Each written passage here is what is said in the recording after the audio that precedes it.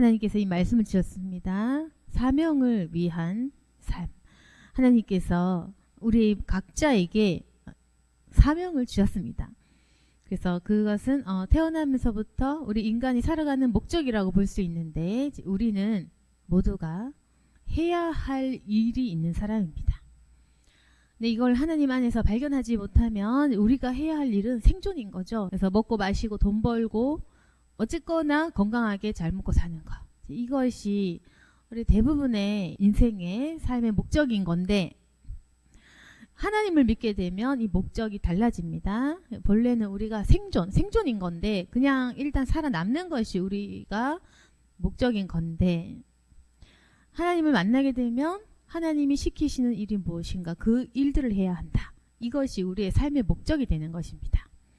그래서 믿지 않는 사람은 그냥 생존인 것이고, 안 죽으면 좋은 거고, 건강하게 잘 먹고 잘 사는 것이 목적인 것이고, 하나님 믿는 사람은 하나님이 원하시는 것이 무엇인가 겁니다. 그래서 그냥 생존만을 위해 사는 사람과 목적 있는 삶을 살아가는 사람의 태도와 마음이 다른 거죠. 네, 그겁니다. 그래서 하나님의 존재를 믿는 사람은 하나님이 우리를 창조했다는 것을 믿는 것이고, 그 창조 목적이 있다는 것이고, 그리고 하나님이 나를 계획 속에 낳으셨다는 것을 믿음을 갖고 있는 것이고, 그래서 살다가 여러 가지 일이 막히고 운이 안 좋은 일들이 생겨도 그 일들을 하나님 안에서 묻는 그 신앙을 가지게 되는 것입니다. 하나님의 뜻이 무엇인가, 이건 거죠.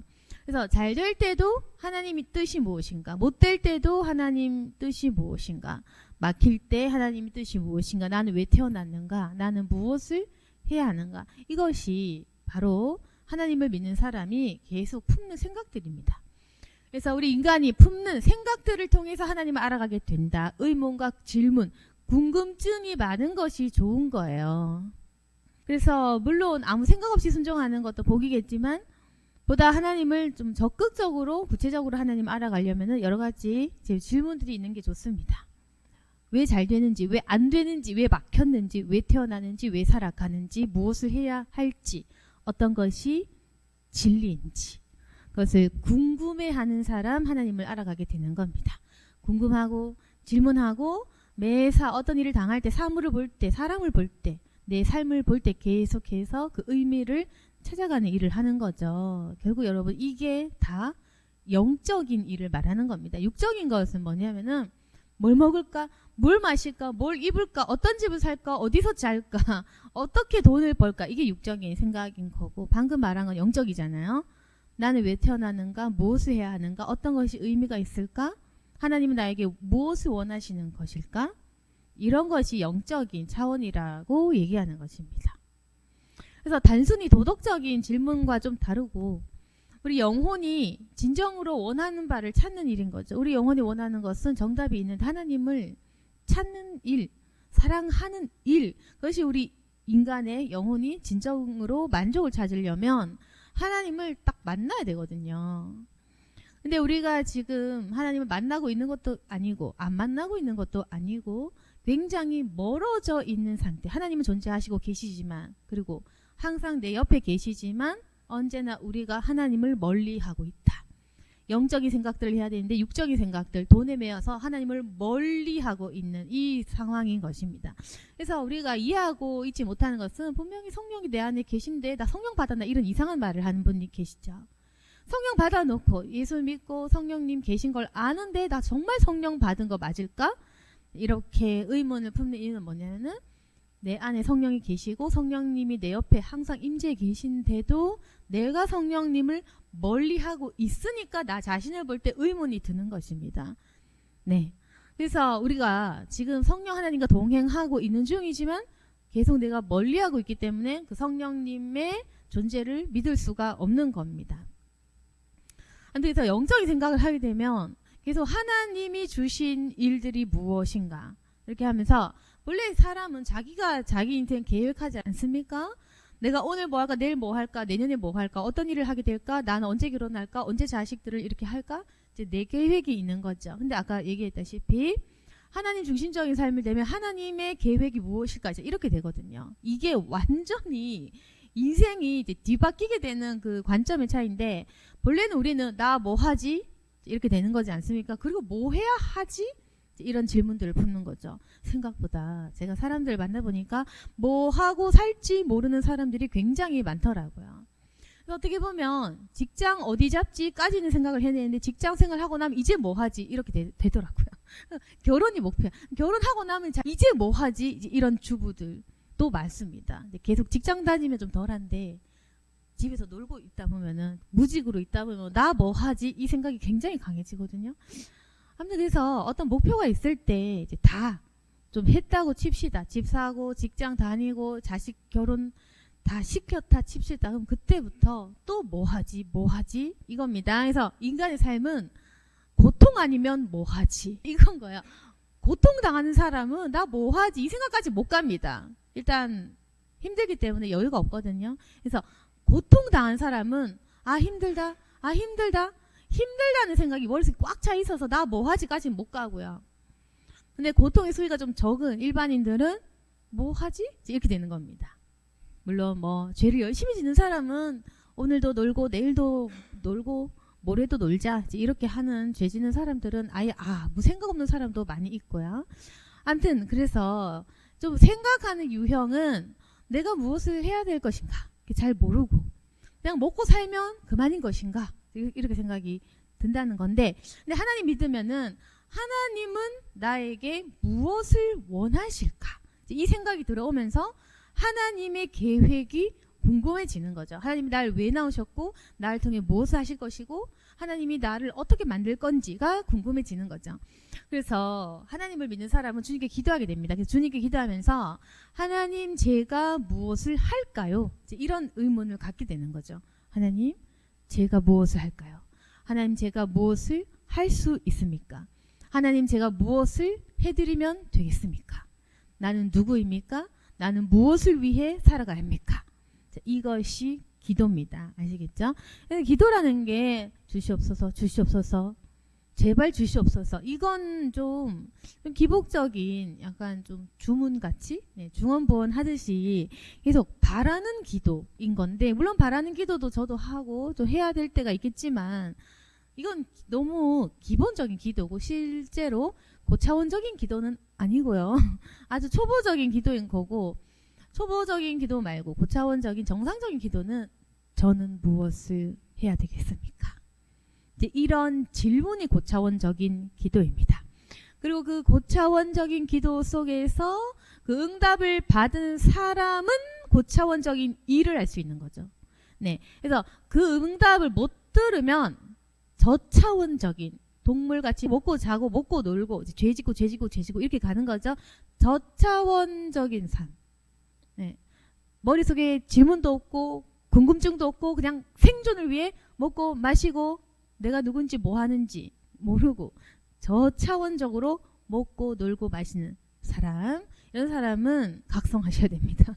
그래서 제가 얘기했다시피 고차원적인 기도라는 게 있으니까 넘어가셔야 된다. 고차원적인 기도는 질문과 의문이 있으면서 난 뭘 해야 합니까? 이게 고차원적인 기도잖아요. 근데 고차원적인 기도 응답을 받으면 고차원적인 삶이 열린다고요. 고차원적인 삶은 하나님의 일을 하는 삶이다. 이 말입니다. 그래서 저차원적인 인간이 생각하는 동물임에도 불구하고 그냥 동물인 것처럼 약간 금수같이 하는 삶은 그냥 먹고 자고인 거고, 인간은 생각하는 동물이고 영혼과 감정과 이런 거 있는 건데, 생각하는 사람, 하나님이 지으신 형상대로라면 우리는 생각을 하고 고차원적인 하나님께서 원하시는 그 삶을 살고 순종하고 그 일을 이루어 드리는 하나님의 계획 속에서 존재하는 우리 인간의 존재의 목적을 찾는 그 삶이 있다는 것입니다. 그러면은 그 고차원적인 삶 안에서만 성령 하나님의 적극적인 계획과 성령의 역사와 기적이 따라오는 건데, 왜 육적인 생활을 하면서 귀족과 성령을 바라는 이건 아니지. 제가 그 말씀을 드리고 싶습니다. 그러니까 여러분, 기도 응답 안 되는 거 다 이유 있는 거예요. 기도 응답 안 되는 거 이유가 있는데 그 안에서 원망해 본들 인생 시간 아깝다. 그렇게 원망하다 죽습니다.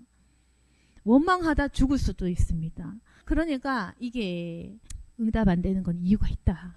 그걸 찾아야 된다는 거죠. 그냥 우리가 좋은 말 하면 좋죠. 기도하다 보면 되겠죠. 좋게 생각하면 되겠죠. 긍정적인 생각하면 되겠죠. 살면서 그렇게 생각해서 된 적이 없어요. 항상 인생이 잘 안 풀리던데 성령님을 만나기 전까지 풀리는 적이 없었어요. 그래서 아무튼 사람들이 착각하는 것은 동물적인 기도를 해도 하나님 응답을 하실 거다. 물론 한두 번 긍휼히 여기실 때도 있겠지만 지금 우리가 원하는 것은 성령님의 직접적인 그 은혜, 체험, 지속적인 나를 위한 인도 이런 거 아닙니까? 여러분 한번 응답받고 다시는 응답 안 받아도 좋아. 다시는 안 만나도 좋아. 이건 아니지 않습니까? 지금 믿는 분들은 다 똑같은 건데 하나님께서 나를 사랑하시고 날 칭찬하시고 날 인정하시고 끝까지 나를 책임졌으면 좋겠다라는 그 믿음 아닙니까? 그것도 좀 직접적으로 사도행전에 나온 그 바울처럼 그렇게 살고 싶은 거 아니겠습니까? 근데 너희들은 왜 동물적인 삶을 살고 죄악만 지으면서 왜 기적을 바라느냐? 그건 틀렸다라는 거죠.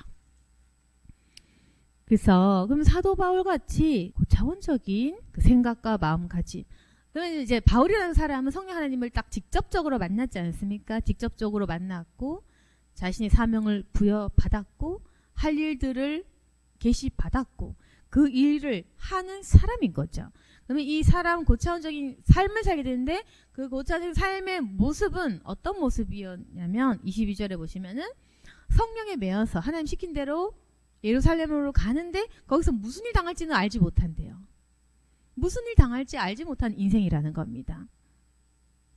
그래서 무슨 일 당할지 알지 못하는데도 순종하는 삶이 고차원적인 삶. 그리고 23절 오직 성령이 증언하시는데 결박과 환란이 나를 기다린다. 여러분 정말 죄송한 말이지만 기도하면서 축복과 응답이 나를 기다린다 이렇게 하셔야 되겠지만 성경에서는 네 그겁니다. 사도 바울에게는 너에게 필요한 것은 결박과 환란이다. 성령 하나님께서 말씀하시는 거예요. 이건 귀신이 얘기한 게 아니라 성령 하나님께서 너를 지금 기다리고 있는 것은 결박과 환란이다. 너는 그 십자가 희생을 위해 핍박 받으려고 너는 가야 된다. 이 말인 거죠. 그래서 사도 바울은 내가 무슨 일 당할지 몰라. 뭐 죽음이죠. 끝엔 순교인 건데 내가 무슨 일 당할지는 몰라. 단지 환란과 핍박만이 나를 기다리고 있는 건데 그럼에도 불구하고 상관없다. 24절 내 달려갈 길 받은 사명 곧 하나님의 은혜에 복음 증한 일을 마치기 전까지는 나의 생명조차 조금 더 귀한 것을 여기지 않을 것이다. 사도 바울은 굉장히 고차원적 영역 넘어간 거죠. 육적인 삶은 아까 말씀했다시피 생존을 위해 죽을까봐 겁내고 아플까봐 겁내고 겁내다가 죽는 게 인간이거든요. 저도 그렇지만 다 겁이 나지 않습니까? 건강과 죽음과 뭐 이런 것들에 대해서. 그래서 겁내다가 두려워하다가 그걸 좀 막아보려다가 죽는 게 인간인 건데 겁 안 내는 인생이 있는 거예요. 겁 안 난다라는 겁니다. 이게 바로 고차원적인 삶. 아시겠습니까? 고차원적인 삶이라는 게 기적과 능력과 권능과 이런 거 있는 건 사실인데 고차원적인 삶에 제가 부귀영화가 있다고 지금 얘기 안 하잖아요. 그렇게 말하는 설교자는 가짜니까 듣지 마시고 고차원적인 삶에는 금과 은은 내게 없다고. 금, 은 그런 거는 없습니다. 부자, 재물, 명예, 재밌고 쾌락적인 건 없다.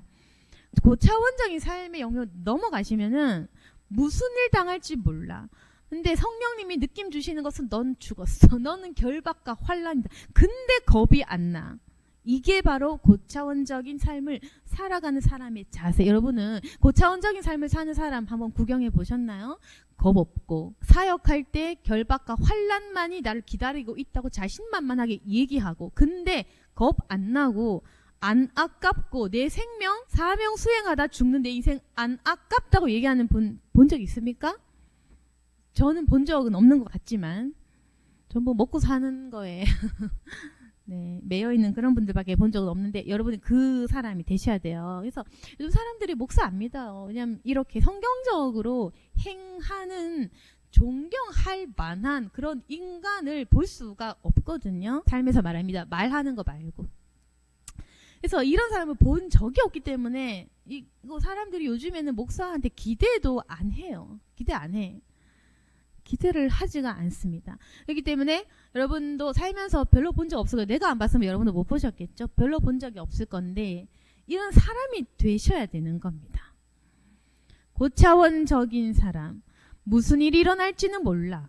근데 느낌적으로는 핍박과 환란이야. 거기에 돈과 뭐 명예 이런 건 없어. 근데 안 아까워. 내 생명이, 내 인생이 이러다가 망가지네. 안 아까워. 왜 안 아깝냐면은 하나님이 주신 사명을 마칠 때까지 안 아까운 거예요. 그냥 죽어도 상관이 없는 겁니다. 이것이 바로 죽음이라는 그 개념을 뛰어넘은, 인간이 원래 못 뛰어넘는데 뛰어넘은 사람, 그게 바로 고차원적 삶이라는 것입니다. 근데 이런 고차원적인 삶을 여러분 구경 못 해보셨겠지만 이런 삶을 살게 되잖아요. 주변 사람들이 변화가 되기 시작할 거예요. 왜냐하면 처음 보고 놀라거든요. 아무튼 그래서 고차원적인 삶은 바로 이런 거, 두려움과 겁이 없는 삶입니다. 사람을 막 두려워하고 여러분 내 인생을 겁내잖아요. 근데 이제 하나님께 사명을 받고 그 사명대로 했을 때 아까운 게 하나도 없는 겁니다. 근데 여러분 돈도 아까워, 시간도 아까워, 뭐 투자한 게 다 아까워. 네, 다 아깝겠죠. 차비도 아까워, 멀리 오는 것도 아까워, 시간도 아까워. 그러니까 참 이걸 설교를 해도 적용이 될지 잘 모르겠지만 들을 사람은 또 있겠죠. 아무튼 그래서 여러분 사도 바울은 안 아까워했습니다. 안 아까워했다고요. 이게 바로 고차원적인 삶입니다. 그래서 여러분께서 기억하셔야 될 것은 이거 지금 잘못 해석하면 아니 그러면 예수 믿어도 고통과 저주네. 그건 또 아니고 그 반전이라는 게 있거든요. 이렇게 이 진리라는 것은 죽어야 살고 살려고 하면 죽는 것이 진리지만 또 이 반전의 은혜가 있는 것은 하나님께서 사랑하시고 하나님께서 지켜주신 그 개념이 또한 있는 것입니다. 그래서 우리가 저차원적으로 동물적으로 살다 보면은 하나님 응답이 없고 오히려 망해. 그 길이 더 나아 보이는데 망하고 고차원적인 사도 바울 같은 삶을 살다 보면 뭔가 좀 핍박받는 길 같지만 사도 바울이 경험했던 그런 기적들을 만날 수가 있거든요. 때때마다 채워지고 감옥의 문이 열려지고 돌을 맞아도 죽었다 깨어나고 이제 이런 죽음에서도 살려주시는 그런 초자연적인 기적과 역사가 사는 내내 있는 것입니다. 그래서 우리가 결국에는 이제 오늘 말씀 핵심 뭐냐면은 하나님께 그 사명을 부여받은 삶이라는 것은 두려움도 없고 불행도 없고 불안함도 없다. 그러나 이 말이 부귀영화를 의미하는 건 아니다. 하나님께서 주시는 사명대로 살아갈 때 굉장한 핍박과 십자가는 반드시 져야 된다. 고통스럽다. 굉장히 고통스럽다. 그렇지만 이것을 만약 아깝지 않게 인생을 던져서 하나님을 알아가고자 하고 주님의 사명을 완수하고자 하는 사람에게는 성령 하나님께서 그 인간이 가지고 있는 최상의 것을 부어주신다. 그것은 바로 하나님이 누구신지 깨닫게 되는 것. 그리고 성경에 이 사도 바울의 행적들이 기록되었죠. 천국에 우리 이름이 기록되고 그리고 우리가 한 행적들이 기록되어 있을 것입니다. 반드시 기억하셔야 돼요. 우리 행실이 다 적혀 있습니다. 여러분 생각해 보시면 우리 인생의 한 일들을 낱낱이 다 적혀 있다고 생각해 보십시오. 여러분이 만약에 죄 짓고 못했던 것들 파란색으로 다 적혀 있고 잘했던 것들 빨간색으로 막 적혀 있으면 여러분 얼마나 부끄럽겠습니까? 물론 하나님께서 용서해 주시는 것은 맞지만 천국에서도 상급이라는 것이 반드시 존재하고 이 우주 만물은 우리의 모든 것을 기록하고 있어요. 아시겠죠? 우주 만물을 우리가 했던 모든 생각과 언행을 다 기록하고 있다고. 그러니까 여러분 절대로 죄 짓는 것을 가볍게 여기지 마시고 물론 하나님께서 우리의 죄를 다 지어주셨다 칩시다. 그럼에도 불구하고 우리가 그럼 잘한 일들을 기억해 주시겠죠? 잘한 거는 그럼 기록할 거 아니야. 몇 자나 있겠습니까? 사람들을 돕고 사랑하고 품고 용서하고 좋은 일하고 교회 일하고 하나님 시키신 일 순종한 그 일들 과연 몇 줄이나 기록되어 있을지 그걸 한번 생각해 봐야 한다. 결국 하나님께 사명을 받고 그것대로 순종해야지 주님께 칭찬을 받고 이 삶을 살아갈 때도 걱정 불안함 없이 살아갈 수 있다. 그리고 그 사람에게는 부귀영화는 아니지만 하나님께서 동행하시는 축복과 기적들이 따라다닐 것이다. 그러면은 우리가 사모할 길은 과연 무엇인가? 어차피 하나님 믿기로 결단한 우리들 아니겠습니까? 이제는 십자가 지냐 안 지냐 그것만 남았다. 결국에는 우리는 하나님을 선택을 했고 예수님 믿는 사람인데 사명에 대해서는 찾느냐 안 찾느냐, 불순종하느냐 순종하느냐, 사명까지 가느냐 안 가느냐인데 여러분께서 나는 동물적으로 살아갈래. 그것도 여러분의 선택. 나는 고차원적인 영역으로 주님 위해서 거대한 일을 한번 해보겠다. 내 관점에서지만 하나님이 맡겨주신 거룩한 일들은 있을 거 아닙니까? 작아 보이지만 실상 큰 일. 작아 보이고 눈에 띄지 않지만 실상은 거룩하고 큰 일이 분명히 존재할 건데 내가 할 수 있는 아주 위대한 일, 그 사명들이 있을 것입니다. 그 사명들을 찾고 발견하는 것은 우리의 몫일 것입니다. 오늘 말씀을 통해서 이제 내가 남은 날 동안 주님 주신 사명을 완수해야 될 건데 자꾸 생명을 아까워하지 말고 가지 시간과 물질도 아까워하지 말고 모든 것들에 대해서 담대하게 내려놓고 사도 바울 같이 달려가시는 저와 여러분이 되기를 소망합니다. 아멘. 기도하겠습니다. 거룩하신 하나님 아버지, 이 땅에 반드시 살아가고 있는 목적이 있을 것입니다. 겁내지 않도록 도와주시고 주님을 만날 수 있도록 도와주시옵소서. 주님은 선하시고 나를 사랑하십니다. 그러나 우리가 좀 더 이 영적인 차원으로 뛰어넘어 갈 수 있기를 원하십니다. 믿음이 커지기를 원하십니다. 우리가 이제는 주님께 받은 그 사명들을 잘 발견할 수 있도록 도와주시고 내가 무엇을 해야 할지 알아갈 수 있도록 도와주시옵소서. 우리는 분명 모두가 할 일들이 있습니다. 주님의 음성을 듣고 그 음성에 순종할 수 있도록 도와주시옵소서. 오늘 말씀 기억하고 절대로 넘어지지 않고 주의 일들을 하며 주께 칭찬받는 주의 백성들이 다 되게 하여 주옵소서. 예수님 이름으로 기도드렸습니다. 아멘.